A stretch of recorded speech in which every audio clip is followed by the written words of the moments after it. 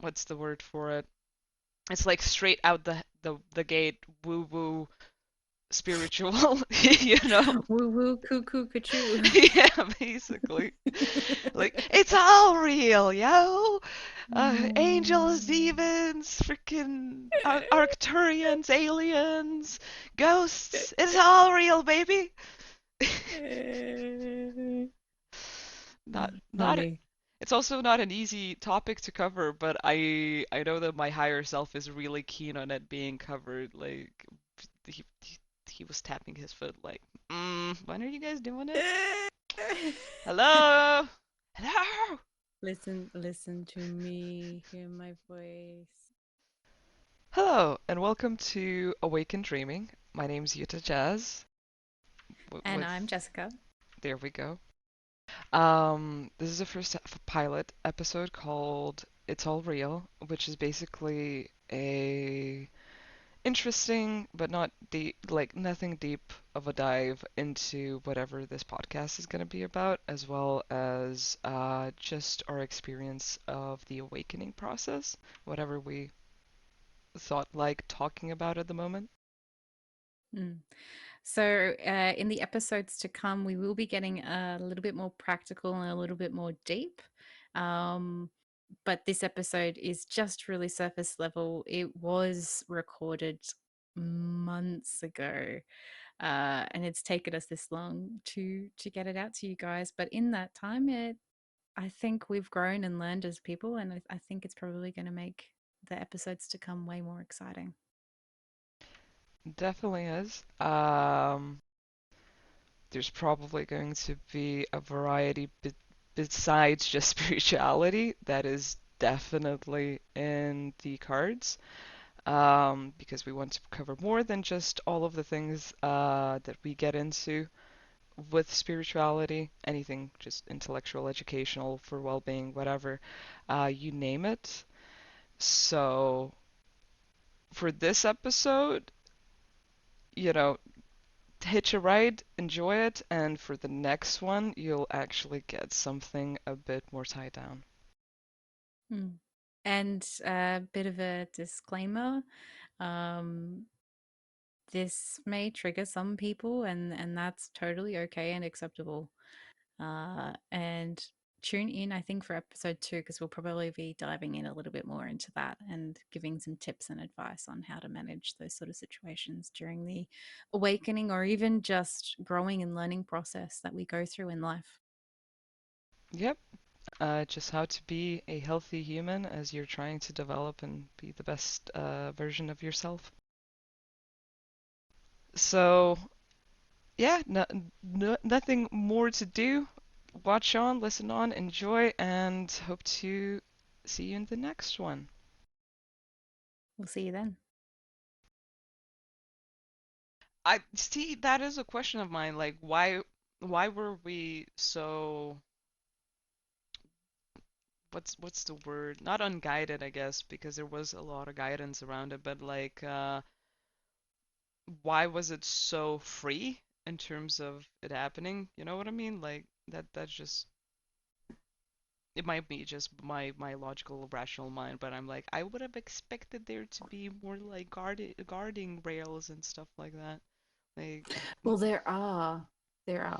That's the thing. It's just that you don't see them, hmm. which actually that's a good place to start for this topic, funnily enough. Now I'm confused. How? Well, you wanted to speak to the it's everything, right? Yes. Well, and the awakening process. Yes. And it's the awakening process is awakening to aspects of those guiding rails. And you awaken to different parts of it or different parts that resonate with you, or you choose to resonate with in this life, whether it be like fairies, angels, demons, elementals, magic, manifestation, like whatever it is, you start to see the not necessarily bigger picture, but How bigger picture. how everything interconnects and makes the whole. Yeah, yeah, and it's like once you start to see that, your eyes start to open up, and it's like you can't see the world the old way that you did. It's hard to like the same situation could happen, but instead of you just thinking, oh, whatever, it's like, oh, like the reason this is happening is A, B, C, D. Um, Yeah. There's an interesting aspect that I found with it is like you do find that truth also within you as like there was a core of understanding uh I remember reading in a book it's like your subconscious houses and knows everything about the universe. It's basically the big ass library that you're consciously obviously always buried off from, and the more you hmm. start to open your eyes as you said and awaken etc, it starts expanding of like, oh, this makes so much sense, it interconnects, and then you get more things that fit in there though they wouldn't beforehand, and it just goes on and on and on and on and on, and there's no really stopping it. You can't really stop that box that opened. Yeah, it's like shaking a bottle of Coke and then like opening it and it's spraying all over the room and then trying to put every single drop back into the Coke bottle. It's just not going to happen. You're going to have to clean the room up if you want to get rid of it. And obviously, there's always going to be that one tiny dot of Coke that you miss. Yeah, the Coke's always gonna be there. Um, You can't do anything about that. yeah, and I mean, like, I don't know about you, but for me, I know people that have gone towards, I guess, the spirituality or new age or whatever you want to call it, and then they've gone back. But they've always still held on to some small aspect of it. Yes, and it's like they try making it like making whatever they moved on to that kind of was regressing from that fit into this box. Yeah. Which is really funny and amusing because it's like, well, why did you expand so much and open your eyes and then got like terrified, scared, and regress backwards trying to still make stuff fit in that box? It Mm-hmm. doesn't necessarily make sense. It doesn't serve you. Like I understand it's because of fear and terror. Yep. Uh, it's also usually because you kind of run ahead of yourself and you get like you get your feet just tied up and everything. But still, there's no going back. That being said, I've not followed many stories of people like that. I feel like they eventually just create, like by doing that, they just create these glass walls that are going to be shattered at a better point later on in the future anyway. Like it's just going to be even more so irreversible. Like there's not going to be a going back after that if you did it at least once already. 100%. And sometimes, like I know even for myself, closing those aspects off when they like open up, it's like, holy shit! Like, where did this come from? And I mean, I didn't really fully close mine off. Hmm.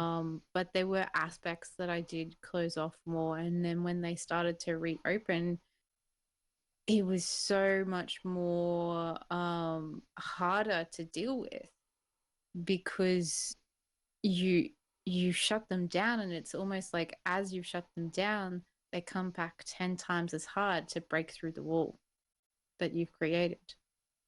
And so instead of it slowly opening up like a beautiful like lotus flower, it's like Yeah. shattering it and all of a sudden there's the lotus flower in Yeah. full bloom. Which of course can be like some people's awakenings, like you've heard of people, you know, sitting down on benches and this type of stuff, and obviously and then just kind of waking up and being that person. And I think we all know like who in the media that person is.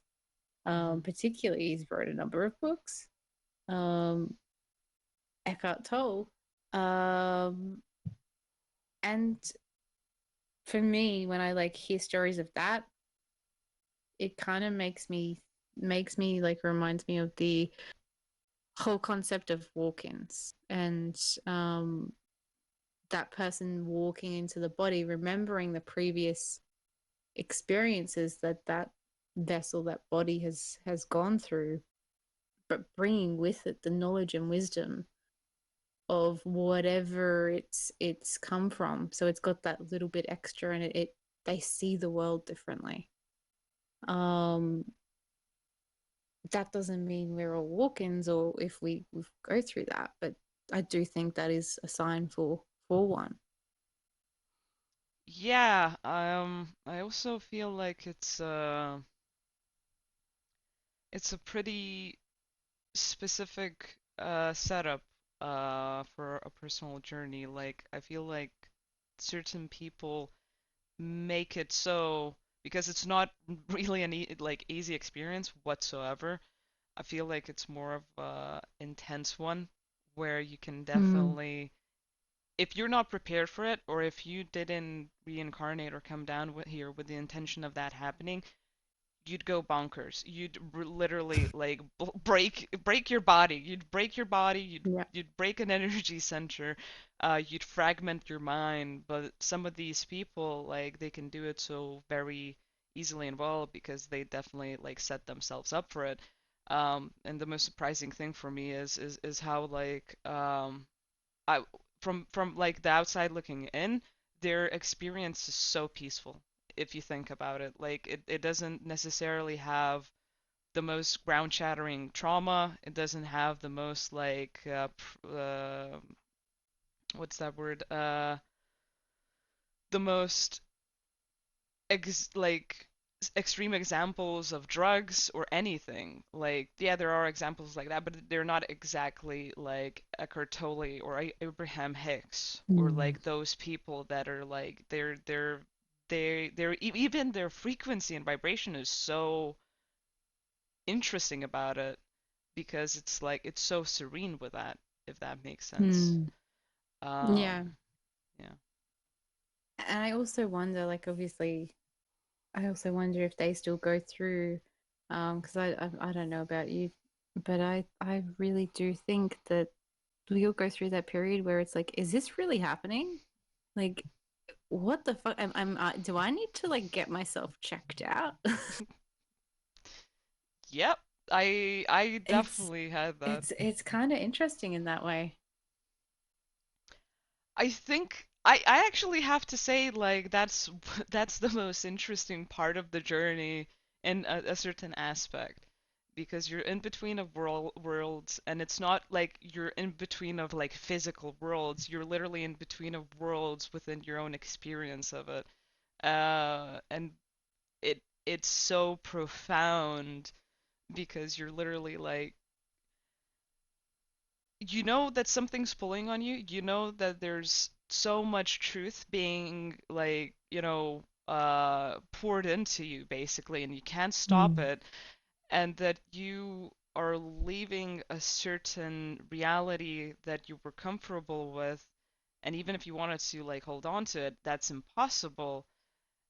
And that's where you find out how much you can handle in terms of uh I guess personal like ego deaths because you go through so many of them while that's happening throughout that time and you like you make this crystallized framework of where you're going to continue your spiritual growth from and expand onwards from.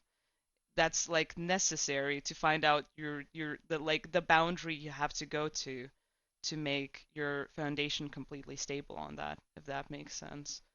Um, I literally like I was quite actually fortunate with my journey because I had a person that didn't believe in any of this help me out through the first like most intense 2 years. And I also tried like studying psychology beforehand, and I was like a really crazed nut on research about it. And I don't know how within my mind, but I knew the difference between insanity, madness, hallucinations, and fabrication, and between the reality that started shifting into my experience, that it wasn't made up. There's no reason for it to be made up. There's no possibility of that. It doesn't matter how much like either depression or trauma or whatever you went through. It's just I just knew somehow that it wasn't a case of insanity, and I could check it with this person that was around me for most of my journey at that point in time, because they're like, before they met me, they were completely logically oriented. They're a science geek, and they're really like they're very conservative in how they see the world. And they started seeing my lucky numbers around me when they met me. We started seeing magpies constantly as our spirit animal wherever we went, however we met. Like it just would constantly happen. If we'd be like thinking about each other, we'd have like external proof of that too. Either hear the numbers or see the birds or like literally message her at the very exact same time. The telepathy and whatever like experiences I had, it would just it would just make sense in the point of like reality too much for it to be wrong. Like you couldn't disregard it as this person just going like nuts, which I really needed. Yeah. I don't think a lot of people are as fortunate for that. Um, Mm. but it's definitely like something that you can hold on to while you're having those experiences and understand that that's something you should be trusting, although your fear is going to say otherwise because a whole reality you grew up in is being fucking shattered in front of your eyes. And you also have like an attachment to that, Yeah. especially if it's connected to your personal experience of like losing a job, losing your family. Like usually it comes up in very dramatic experiences that are difficult just for anyone. What if you have like spiritual awakening on top of that, you know?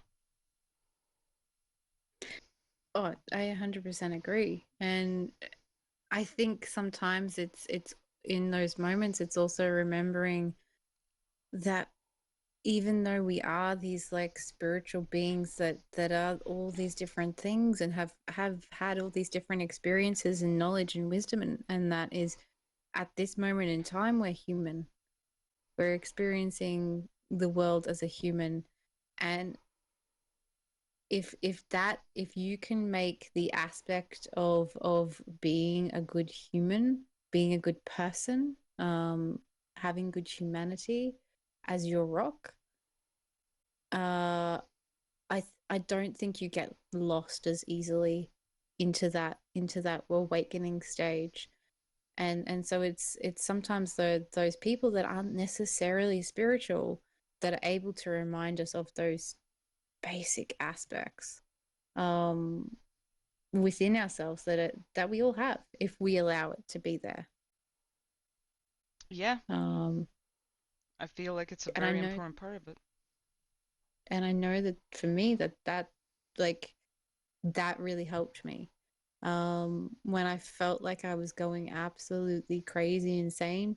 Just coming back to the basics of being human and going, okay, I understand that this is happening, but I'm also just this at this moment in time. um it allows you to accept the reality that we live in while also accepting that there is more to it than this. If that makes it's hard to explain, but that's kind of, I guess, how I kind of perceive it. I think that you like, yeah, you worded it perfectly. It helps you tether yourself to the deeper meaning of being here, like in on planet Earth, in a physical body, a human, in whatever time you find yourself to be in, having whatever experience you're having um, throughout your life. It's also Mm. essential. I think part of it is like integrating the point of like like okay, you're going to know all of these things that like this knowledge is going to come to you. You're gonna find it.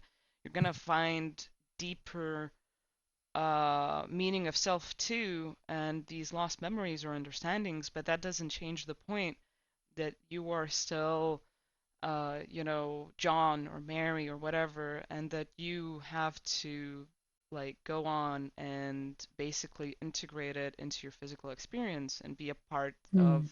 your community and be with people and humans. Unless you're a hermit, then you find your own like pocket of that. But still, like you have to integrate it in a practical way. It's just uh, for you personally, it's going to be a completely different like taste and color of experience from their own out. But that doesn't mean you're more or less than anyone else. Yeah. And I think you made a really good point there. It does like a person just waking up from their spiritual journey versus someone that's been doing it for 20 years. Like the way these work, sometimes people that have awakened 20 years ago get stuck in a loop, right? And the person that's just awakened oversteps them really quickly. Obviously that doesn't always happen, um, but it can, and it's kind of like we all play on the same playing field. We all have different bits of information and knowledge, and it's figuring out uh, what is true reality and what is true for you. Because Yes. what is true for you can be different to what is in reality. Um, that doesn't mean that your reality is wrong or right. It just is, and for that moment, it's your reality. Yeah, I feel like the best way I put it for myself while I was going on all of this is everyone has a subjective view of the objective reality that is. There's Mm. no there's no way of necessarily judging it or whatever because a lot of the truths that you pick up on, regardless if it's like at the beginning or the end of like the journey you're having, well, it never really ends, but it's a case of like some of them are building blocks for something way bigger than that, and for it to be Mm. like finalized or integrated better, it has to be completely shattered and destroyed. Sometimes it's a case of like for you to have any understanding or grasp or like go further on the knowledge that you receive to actually find out what's more real than not. You have to find like you have to start with something very little that is let's say a main understanding within the collective or a certain spiritual group or whatever. Like everyone, there's also like different terminologies. Uh, Mm. like I, for example, I never stuck to one group and I never stuck to one philosophy or whatever. And at one point I believe I was condoning or like more or less supporting a specific like I guess approach, but it didn't hold up, and I didn't really attach myself to it because eventually it just made sense that it was uh basically so I personally would make sense of it more so than I would if I didn't have that, if that makes sense. And Yeah. it's okay that it changes, like it's also okay if you like, don't necessarily resonate or associate yourself with like certain ideology or group. It's going to it's going to come full circle eventually, and it doesn't necessarily have to stay within your understanding forever. And you also don't need to necessarily defend it like with your life, Mm. That's not the point of it. It's never gonna be the point of it. There's also no point in arguing about who's right or wrong. That's just spiritual ego war in my eyes. Yep. Like just let it do what it needs to do for you and just go on. Like that's it. And it's funny, like I've had this conversation with a number of people that don't consider themselves spiritual. They're like, "Oh, I'm not spiritual," and I'm like, "Well, do you believe in anything? Like, do you believe in ghosts? Do you believe in angels? Do you believe in energy? Do you believe in karma? Do you believe in something greater than this existence?" And more often than not, they say yes, and they'll say yes to a small aspect of it. And I'm like, well, guess what? That's congratulations, you're now fitting into the spiritual community because the spiritual community does not have a defined label to it. You get to create whatever it is that you want it to be, um, which is pretty freaking cool. Yeah, that's the best part of it. I remember someone told me that just when I started my research after like the first 2 really intense months, and I was going through all of these different people and etc. I can't remember. I think I saw Eric Poole. I can't remember his last name, but bioenergy healer Eric Poole. Then I think his name is then Everyday Masters, and then eventually somehow got to David Icke. And like, I remember mentioning it to my roommate, and that's exactly what he said a day before. But then the next day, it was like, oh, don't mind him. Don't even pay attention to him. He's a freaking loony. He talks about lizard people under the planet and stuff like that. And I was like, huh? It's like, but yes, what? Yesterday you said a completely different thing than that, and for the point of like conversating and expanding on this topic doesn't even matter because other like we can still have a discussion and debate about it regardless if it's right or Hmm. wrong. Like you don't necessarily have to like narrow it down to the right approach or the right perspective of spirituality. There, there's no such thing. Like even the chakra system, what most people are going by right now is just a basic version of it. Uh, Hmm. and like there's so much to discuss on any and every topic. Same goes for ghosts, same goes for like anything you can pick out. Like And it's kind of crazy. Like you get those layers, and then you go, oh well, this definitely can't be true. Like because I've been caught out by this several times on my journey. Well, no, no, no, that's not true. That doesn't exist. And then the experience pops up in my face, and I'm like, well, now I can't deny it. Like it's like shit, all those times that I was calling those people like crazy or like that's not real, I'm gonna take that back. And I've now got to process like, did I actually see what I just did? I actually experience what I just experienced? Um, and then people come up and they say, "Oh, I don't believe in that." And I kind of go, you know what? Yeah, I get it because I used to be you. mhm. And Yeah. then I had my experience. So I'm actually okay. It's like for me, if someone says to me, I don't believe in what you believe, I go, that's cool. Because you know what? There was a point that I didn't believe in it either. Yeah, I mean that's also really like beautiful jinx on the universe. There's like certain things that when you say them, it just you just signed yourself off for a freaking ride. You just said Mm-hmm. the perfect keywords for you to get your beliefs shattered and broken up, and for you to eat your words with a side of wallet and your money. Because it's it's literally like the universe just loves doing that. Like, oh, you thought this was wrong or this wasn't like it? Well, now look at it from this perspective, from where it is real. Like, it doesn't Yeah. and then it's like, well, okay, then this must be real. And then you get shifted again, and it's like, well, no, it's not necessarily real. And you're, what the, what? Uh, and you just keep on going down that rabbit hole, and you don't know where you're gonna end up. It's a spiral upwards. It's really fun. It is. And sometimes it's like you shift to that, okay, I believe it, and then almost instantaneously you get another experience that then even changes that experience that you've just had. And you're like, wait, hang on a second, like I just believed in this like 2 days ago, and now I've had this other experience that now changes my perception of the what experience that I had 2 days ago. Yeah. Like, what do you mean? Like, and your brain just kind of explodes, and you don't know how to comprehend it.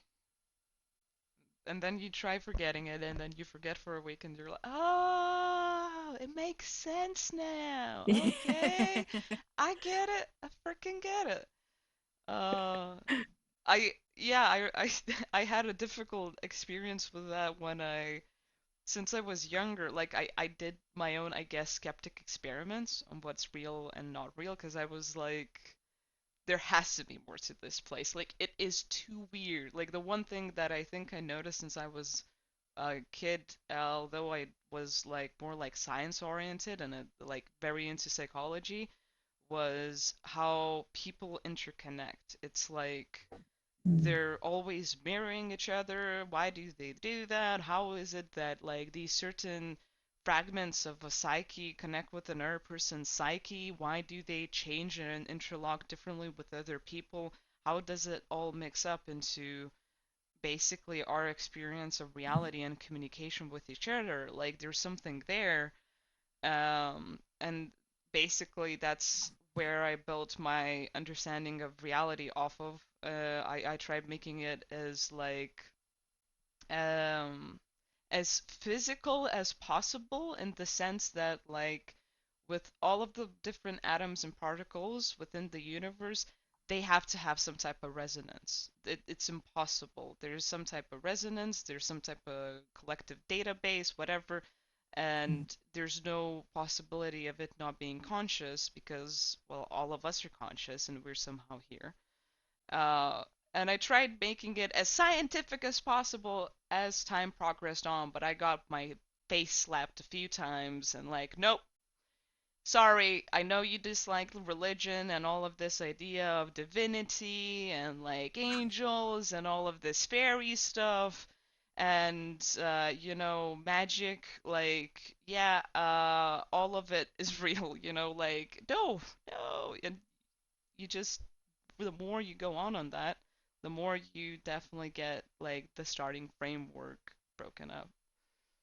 But it's not a Yeah, bad and thing. it just gets deeper and deeper and deeper, and I know as well. For me, I'm very similar in that way that um something would happen, or I'd get some information or whatever, and I would be like, okay, now I'm just gonna just allow myself just to almost witness and watch myself let that unfold, and not necessarily go into, well, it's 100% real or it's 100% fake.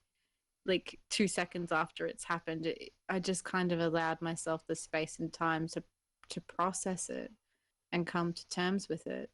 Um, and that, when I started to do that, that helped immensely, Mhm. because I wasn't pushing it away or pulling it in. I was just kind of almost holding it separate to myself, Mhm. and then going, well, let's just see if this is real or not.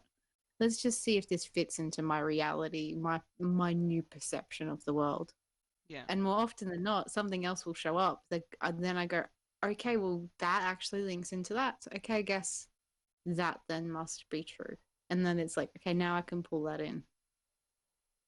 Yeah, like detachment is a vital part of it because if it is and it isn't, then how are you going to accept both of those things into one when you're holding on to the point of it is or it isn't? It's not Mm. gonna work. You have to accept both of them and see where the middle point for your experience is. Because yet again, like the translation of that for another individual is going to be different. If you are attached enough and open enough, you can then at least see how that interconnects. Otherwise, you're going to have a really difficult time because you're going to be emotionally triggered. You're going to feel like you gotta defend something or attack something. You're gonna have right and wrong, which doesn't exist to begin with, and you're also going to have like all of these arguments with people that are here to actually help you out in this journey, not to just fight you. Um, Yeah. And that's, I guess, I think probably the hardest part is figuring out how to figure out what's your reality. And I think that's where you kind of go a little bit crazy at the mhm, beginning, because it's also new and so different. And I mean, um, I guess I probably consider myself in some ways one of the lucky ones, is that I've always kind of had little experiences growing up, but I grew up in a family that this wasn't normal. mhm, Um, So my comprehension, or getting, I guess, knowledge that some kids these days are getting from their parents, that didn't happen for me. That happened when I started to like grow up and leave home, or there was some stuff that I sort of learnt in high school through a few different people, but even then there was so minute compared to what I now know. And so I never really like fully pushed it away, but I just kind of kept it internal for a long period of time, and then slowly started to open up and share it with other people. Um, and I remember telling one of my ex boyfriends many years ago about how I had premonition dreams. And he pretty much told me I was crazy. And luckily at the time, I'd already processed the reality of that Mm-hmm. because it didn't affect me.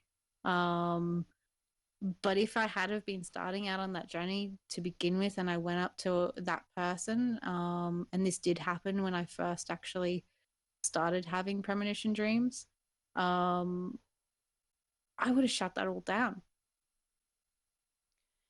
for Yeah, sure. it sounds like that would definitely, at least I would personally do that. And I think you actually outlined a really important point and part of everyone's processing that this is just like an unspoken rule everyone should know. And there should be a guidebook with like some essential tips. And one of them is do not, for the life of you and everyone else, while you're working stuff out, start talking about it when you're not comfortable about it.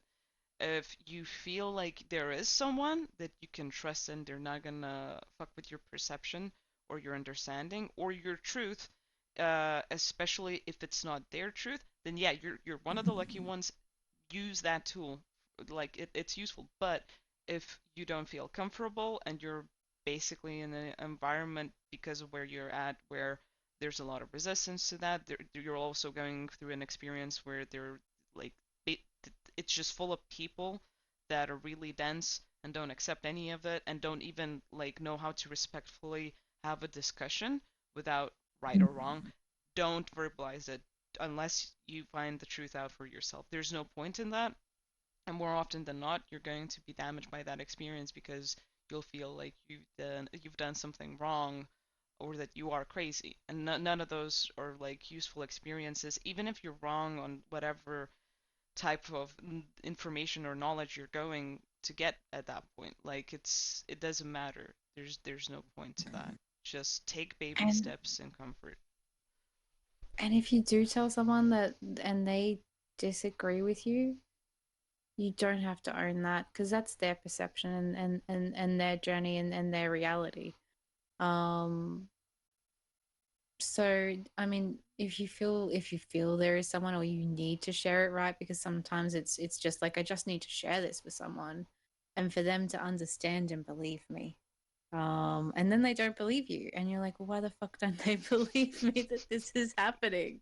Yeah. um it's kind of like that catch 22. It it's in those moments the lesson is to trust yourself, Yes. trust your instincts, and that then becomes your compass.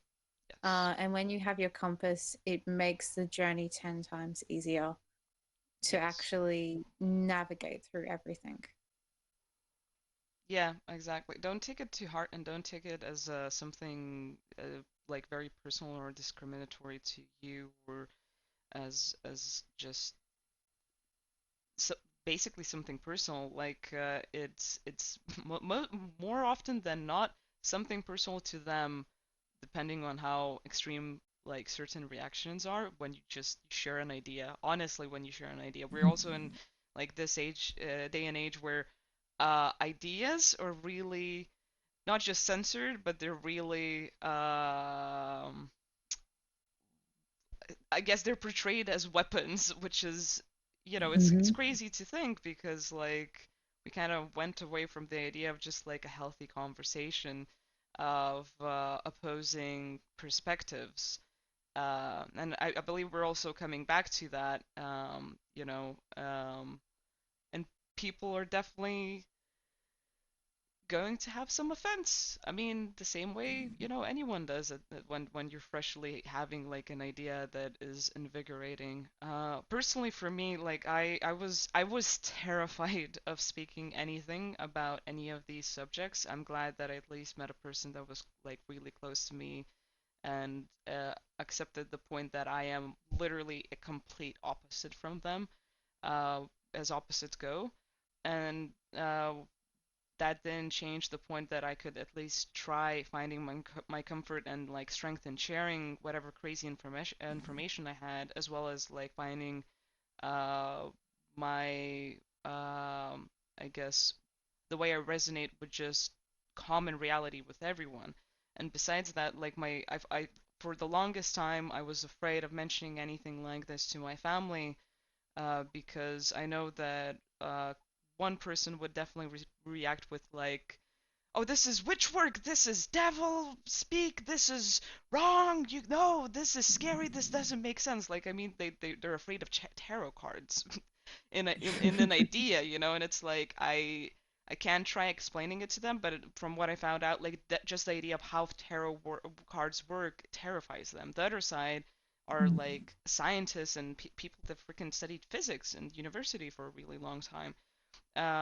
There's a middle ground in that yeah, reality is a lot more magical. There's some type of like karma and soul, uh, like details that you find out as you're going through your experience, but that's where they stay at, and they're not going to go beyond that.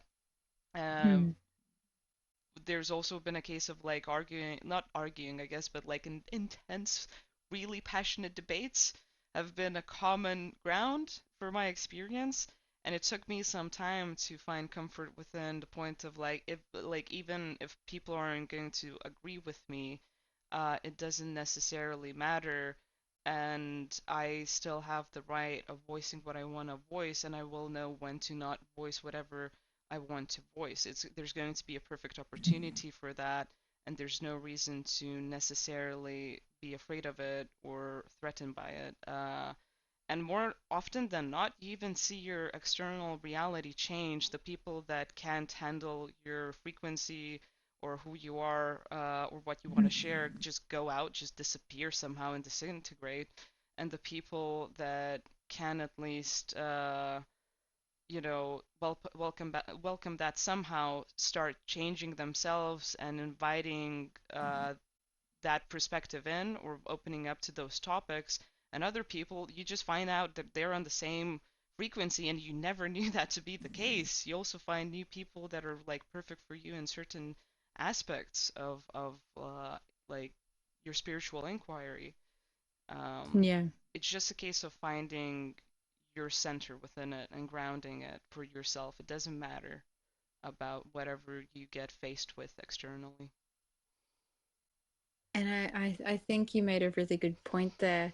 Um, is that quite often when people go through these gateways, their friendship circles change dramatically. I know mine did.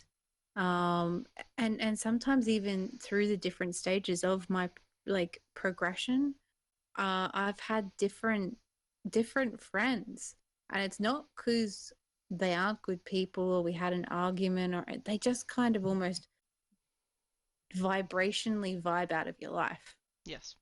Like they just don't meet you on that same level. And it's it's kind of I've had this talk with several people, um because obviously I've experienced this where they're like, I just don't understand, like we're really good friends and like I want to make it work, and I'm really sad to be losing them as a friend.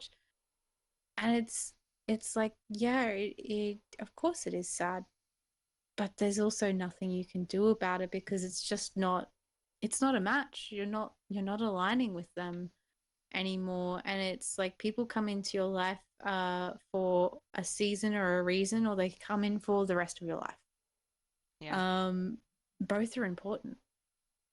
Yeah. You just honor what you had with them and continue on your journey, uh and just enjoy the moment. Yeah. Don't try making those relationships uh live out more than they have to. That's a recipe for repeating cycles and digging a karmic hole for yourself. To be fair, that like relationships have a deadline. They have an expiration date. It is what it is, and it's not wrong. I think we just grew up in a society where it makes you think otherwise. And Mm. besides that, no one has to fit in your world except for you, and you don't have to fit in anyone else's world. That's their world. It's their place. Responsibility is that's where it ends. Um, Mm. and yeah, it's kind of really difficult. It's really sad, especially when you're you, you're going possibly through a period of time where you're afraid of the future, or the present is so unstable, and the only thing you can do is like go nostalgic and reminisce about the past, or like what's going to happen to me in the future if I lose these people, or etc. etc. All of these like what ifs, but it is what it is, and it's okay, and it's completely fine. More often than not, whatever fulfillment you found from certain relationships that you have to let go, the better you just come to terms with that and let it go with love, not with anger, not with whatever, but with actual just like compassion and understanding and awareness, and detach from it, more likely than not, you're going to experience whatever you got from it in the future tenfold. Uh, Mm. it's just Definitely. going to suit you better, and someone's going to I suit them better. And I know for me, there's been like friends that have literally almost disappeared from my life, and I've been sad and upset by it. But then all of a sudden, and it might not necessarily be straight away, but it might be a little bit later, I meet someone else that feels that, and they're 10 times the fit for me than that other person was. Yeah, And not saying that I don't want the other person that left my life not in my life. If they came back, I'd consider it for sure. But it's almost like they were making space for this new person yeah, to come in and give me the space and time to be able to see the amazing gift this person could be to me, but also me to them as well. yeah. I think a very important aspect of it is also don't take more responsibility on how things ended than needed. Basically, like I feel like there's a bit of a trap there where certain people that are more sensitive and or have to like actually initiate a change for themselves start taking responsibility on the point of what's happening to the other person because of that. I'm not Mm. saying be heartless and like don't give a shit or whatever, but don't start making yourself out to be a villain or saying that you can't let's say cry because of a breakup that you've done because it was you that started it or something like that. Like, don't ever basically cut yourself short just because things are changing, especially when it comes to people. Whatever you did for yourself or you did for the other person in terms of like stopping a friendship or whatever had to happen, and more often than not it like that process alone is already helpful and is making whatever foundation that has to happen a lot more sturdier. But for that to happen, most of the time, you have to give something up. You have to end something. You have to let go. You have to basically remove this space that is used up within your life or within yourself. Uh, just clean that out so something new that can come in.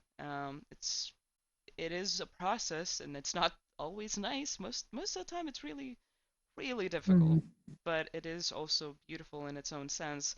I think we don't necessarily honor it the same way everyone's really afraid of death and really shames it and etc. And like if you think about it, in certain cultures, death is a beautiful thing. Sad still, obviously, on a level it is going to be sad, but at the same time, it doesn't necessarily have to be that. And I think you bring up a really important point. I've always perceived, like, let's say, losing a job, losing a friend, breaking up in a relationship, these big things that we have, I've always perceived them, particularly even more so now recently, it's a form of a death because you're letting go of an aspect of who you were in that relationship, who you were in that job, who you were to that person. Um, and it's totally natural and okay to grieve that process. Yeah. Um, because in a sense, a part of you is dying, but it can also be reborn somewhere else. And so Yes. it's like that whole phoenix rising um, sort of aspect where your parts of you are dying, but you're also being reborn faster than you can even comprehend. Yeah, exactly. It's like you have this connection. Whenever you have a connection to anything external, you have a connection within yourself. When that ends, you sever that tie. That usually initiates that process of phoenix rising from the ashes, where you still start building up that egg of what still remains, what is still you, what's a part of you, and etc. Removing the things that don't serve you within that energy, within that aspect or fragment of you, and then eventually, it comes out and it's better than it ever was. But it obviously, like, look at it like kind of, anything that progresses within generations or after death or whatever. Like in nature, you have different species of, insects, animals, whatever, and they change every year. Every single year, they become stronger and etc. The same is happening within us with different fragments all the time, and it's nothing to be afraid of. Um, it's it's definitely something to be behold, I guess. Mm. And sometimes just allowing that process to like unfold naturally makes it 10 times easier rather than fighting, well, no, I'm not going to do that. I'm just going to keep going. You end up at some point crashing Yep. and having to go through the process anyway. And if you're unconscious of why you're going through the process, it takes sometimes that person, that friend, or like that realization of, oh my god, the reason I'm going through this situation is because of this thing that happens like 6 months ago, 2 years ago, whatever it is. Yeah. But it's harder to untangle because you're further down the line than it is in when it's like real and present in that moment. Yeah, you're like carrying around this I don't know, broken shard of a plate that you had to already like just throw out for a long while and it's cutting you up and everything. You would have already gotten your new plate by the time you already like did this whole journey, but you're not. And there's a like a trap I want to highlight here is whenever this happens, it's like we all want to go back to the moments that we felt the most comfort and safe with, and we also want to get back the thing that we just lost or the death that we're experiencing. We want to like sweep it under the rug, and honestly, uh, don't do that. Don't it's better for it to just go. I like an analogy that I heard and I kept like using it whenever it was relevant. I can't remember who said it or whatever, but if your house burns down, you're not gonna start rebuilding the house out of all that charcoal, and you're not even gonna freaking start rebuilding it probably in the same place. There's no furniture you can freaking save from that. There's nothing. It's just it's gone. Just let it be, let it go. But whatever ideas you had while you were living in that house of what you want to change, what you want to expand, the new furniture you want to get, everything, like all of the dreams you still had in that home, and the home aspect of it is still there. You can just make it like in whole new and better and improved. Yeah, it's gonna take some time, but and probably gonna be expensive. But at least you can also install some fire hazard safety precautions too. Like you can make it 100% freaking better than it was, and it's actually just more fruitful for you. Like I'm a person like I feel like whoever's gonna like be listening to this is like, why why are you talking like woker than thou and all of that? Well, no, it's just a case of like I also have a lot like I'm still gonna have a lot of issues with this, but I can at least in retrospect try integrating this knowledge a bit better, you know. And if I could like give some tips to me 2, 3 years ago, I'm gonna do that. Uh, definitely. I love the house analogy and the whole like it's like put like some smoke detectors in your house, right? Like protect yourself. Like maybe not use a wood stove, maybe go up to like electrical gas. Like Yeah.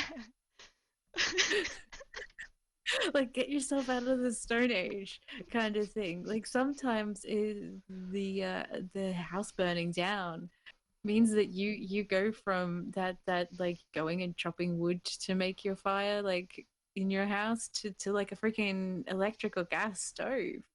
Yep. Um and yeah, it's painful and annoying that the house burnt down.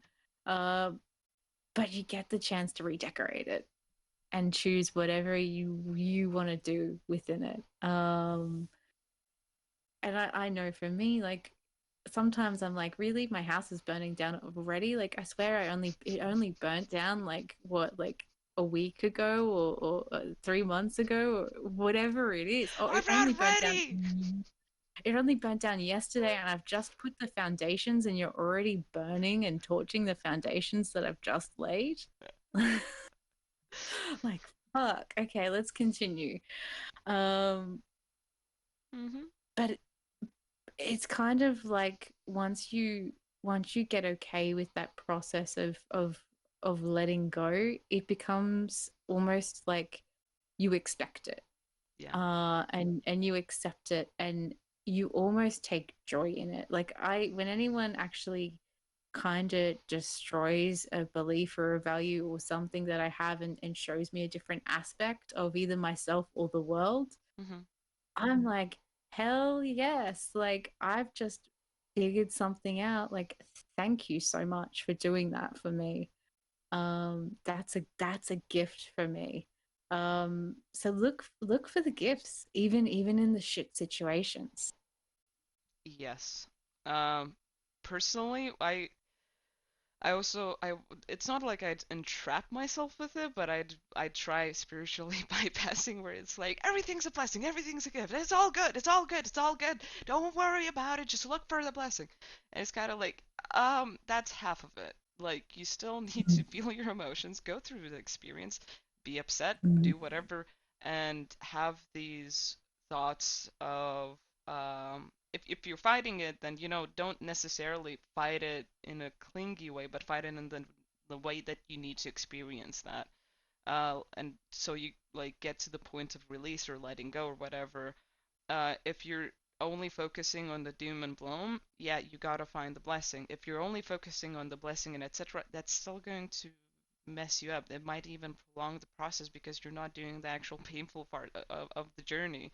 And that's a catch 22 that's a little bit sad when you're going through really intense experiences, because it's like we all would want an easy answer where you kind of just have a default you go through, and two, every single time uh your whole life is shattered and something's taken and you die and whatever.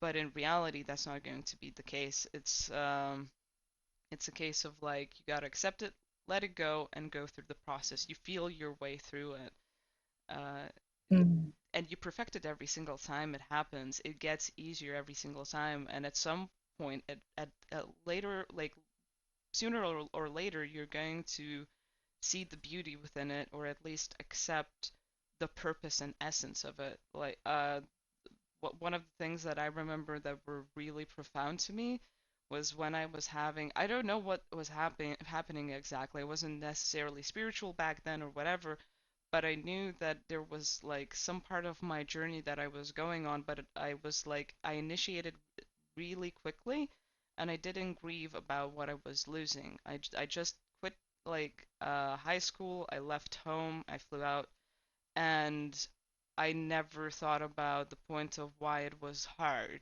in an aspect. I was just hyped up, like hyped and very happy and bubbly of like, yay, I'm going to a fresh country. I'm going to college. It's all good. None of my friends are gonna be the same. I'm gonna meet new people. Woo! And then I remember for like 3 days straight, I was crying in the night before I was going to bed for no freaking reason. At least in Yeah. like at that point in my eyes, I was crying for no reason. And honestly, I was happy for some reason too, at the same exact time as I was miserably sad. And I feel like that's a little like black and white explanation of it. When you're experiencing it, you're going to be happy because you're sad, and you're going to be sad because you're happy. It's a interesting experience. It's trippy. Mm. And I think sometimes, and I'll just, I guess, kind of clarify what I did mean. Like, if sometimes the gift is actually the negative thing, sometimes like the thing you don't want. Yeah. Um, like for example, a recent one for me was I had a relationship with a guy, and I knew the relationship was bad for me.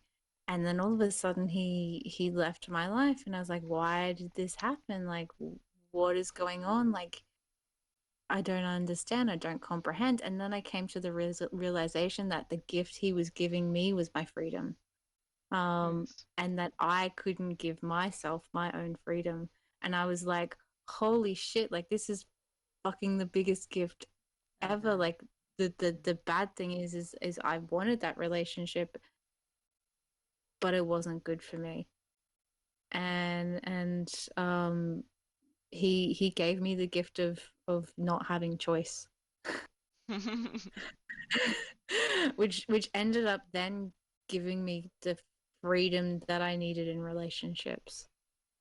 Um so I like, but at first I was like, oh, he's just given me the gift of like getting out of the relationship Yeah. with because I couldn't do it.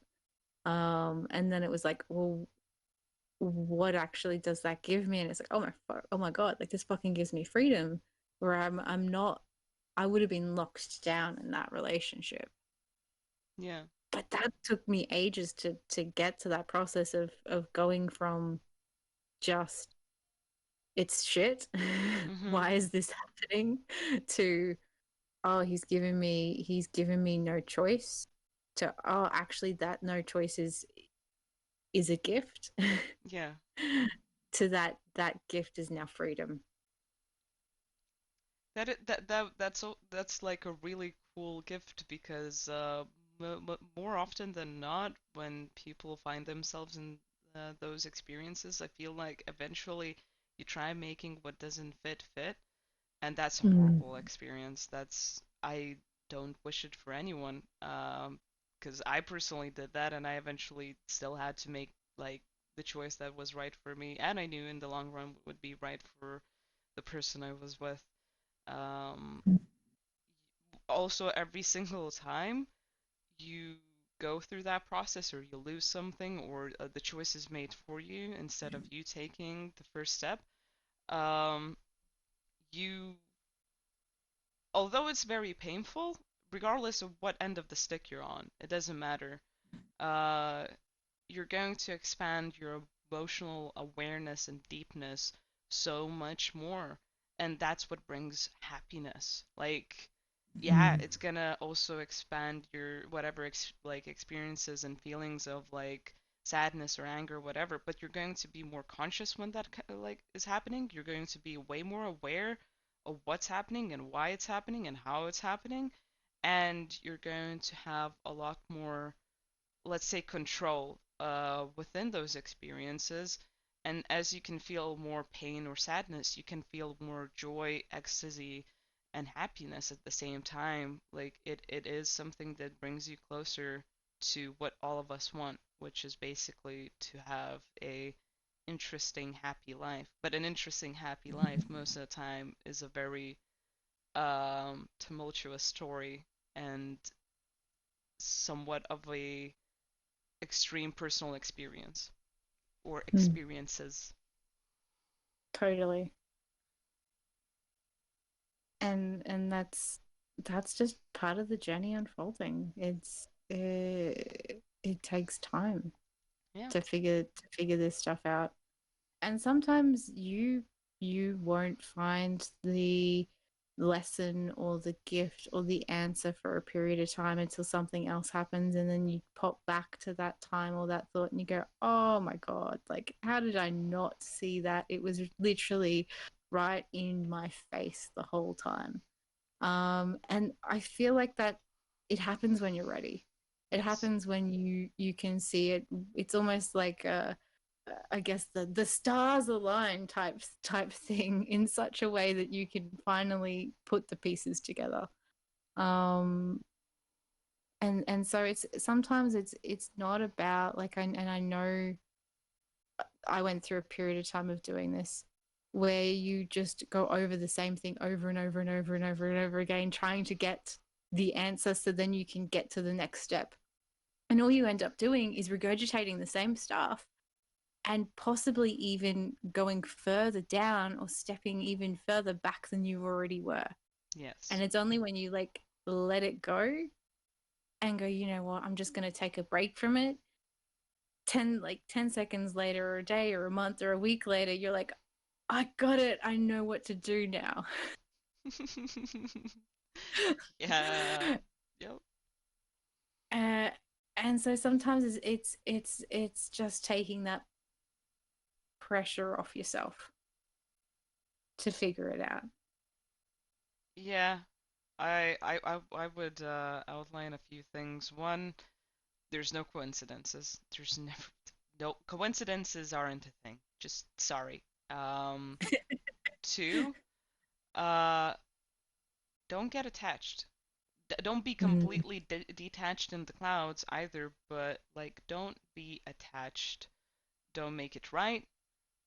Don't like focus on it so intently that that's all you do, because the way manifestation works is what you give your attention to it grows, and what you intend just manifests. So if you're constantly just doing one thing expecting a result, you're still just doing that thing rather than just letting go and having the answer come to you because you ordered it. And like the universe is kind of like a computer, like it takes time to give you what you just asked about and said.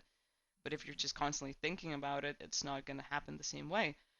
um and just have fun and curiosity the best you can. It's not about being up in the clouds, spiritual, seeking, constantly learning and expanding and all of these things and trying to make experiences deeper or more emotional, what have you. It's not necessarily even about that. Most times it's just about like being mindful, having your breakfast before you go to your 9 to 5 job.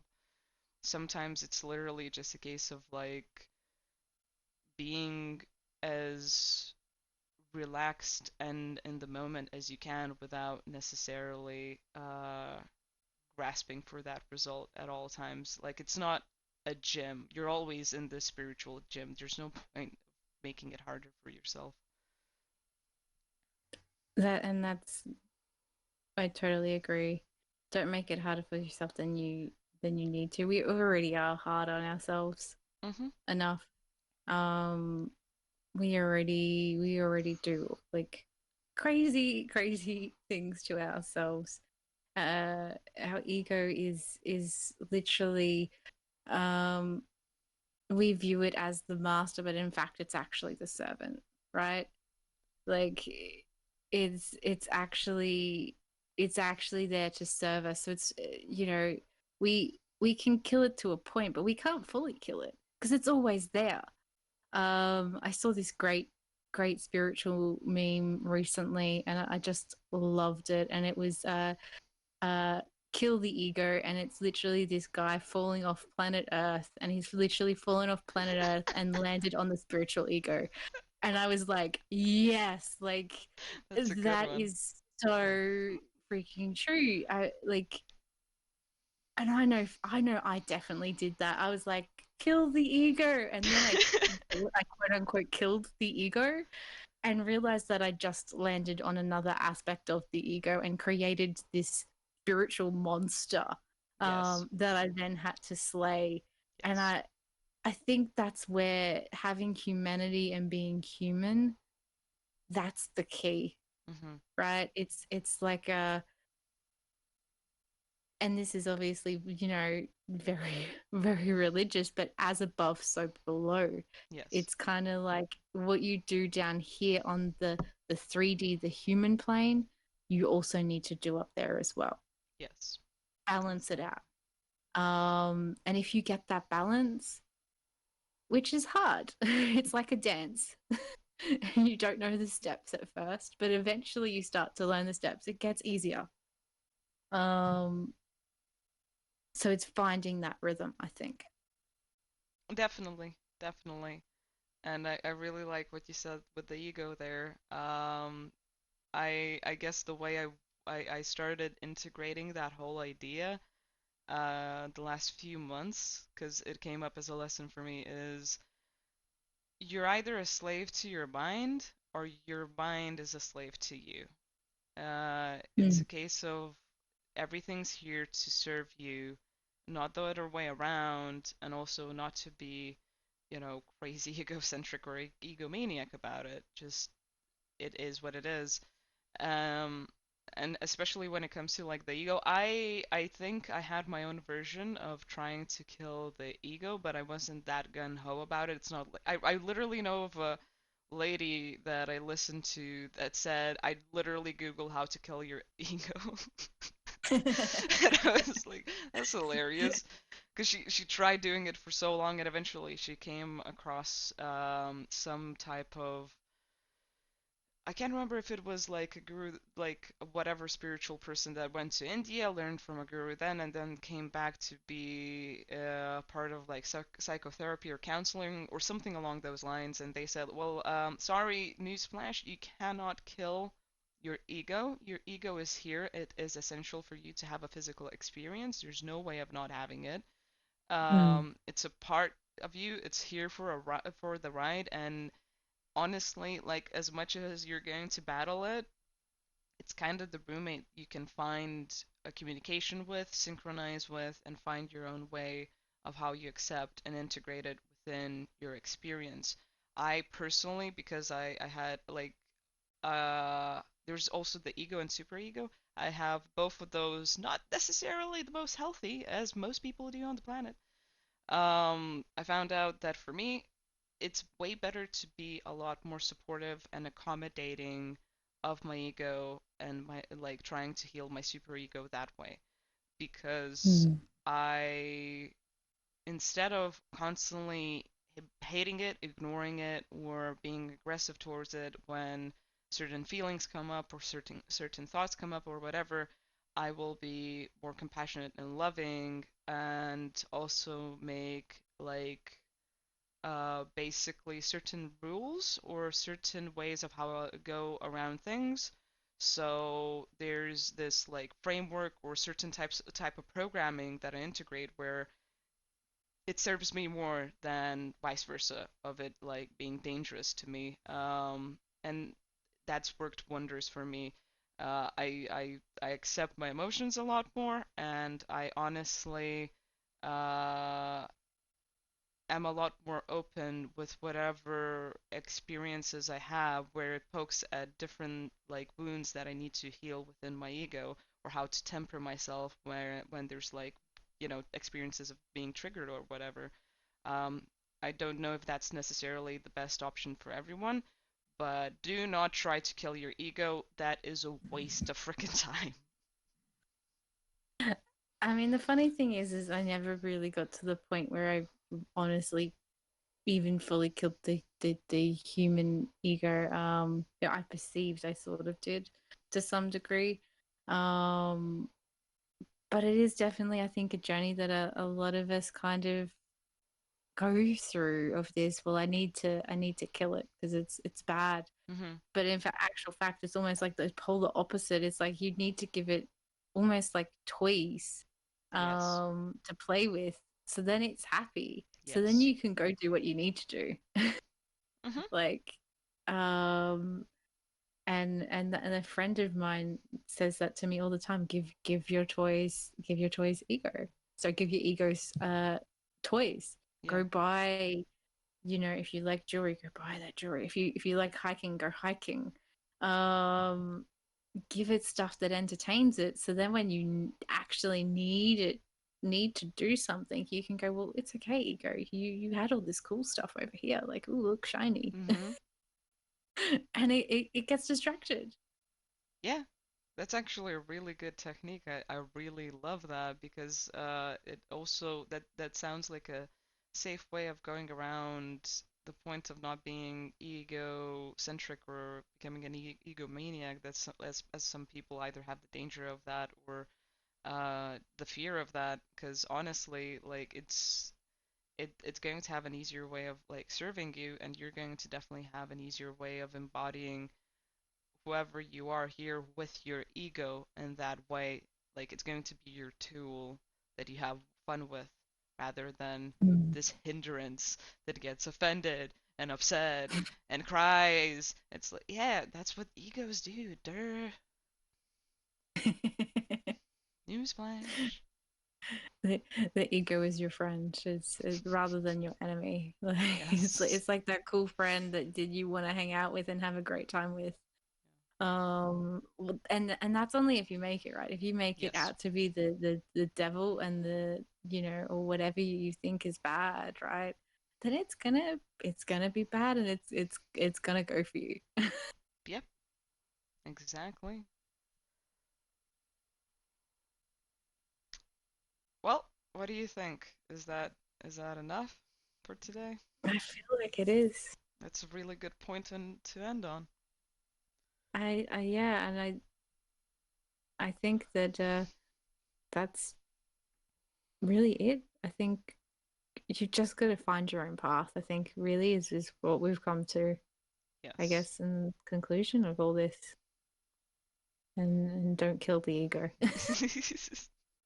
It's all real. You're not insane. Everything's cool. You're gonna find better people. Don't worry about it. Don't build houses on charcoal, out of charcoal. Um, also, yeah, just love yourself and let go and enjoy the ride. You already have all the safety precautions done for you. Uh, Hmm. Also cuddle your ego.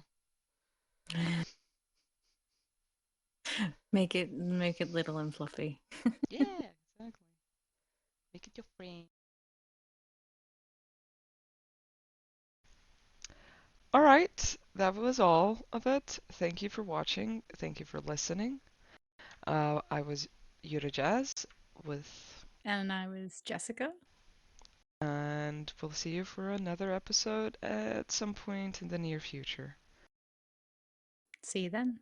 See you. Oh, by the way, it's probably going to be live streamed, meaning it's not just going to be a recording, it's going to be live and then going to be put out there as a recording. How direct chat is gonna work during that time, no idea, but besides that, you can at least join the conversations live next time, so keep your eyes out on Mm. wherever. And until then, stop dreaming and start living. Indeed.